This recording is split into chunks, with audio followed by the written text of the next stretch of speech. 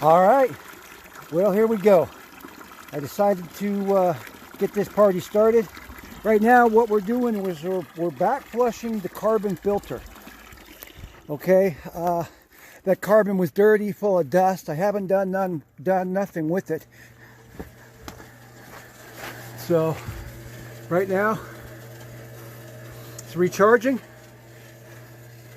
And the good thing is, that's going to run for 25 minutes. But here's the good thing. I don't smell any egg. I don't smell any chlorine either. But, so this is cool. So after 25 minutes, this water should lighten up because there's a lot of black dust and stuff.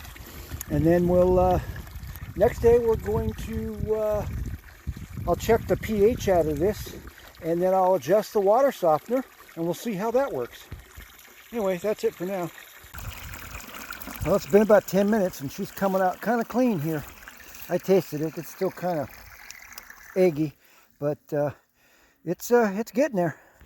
So this is cool.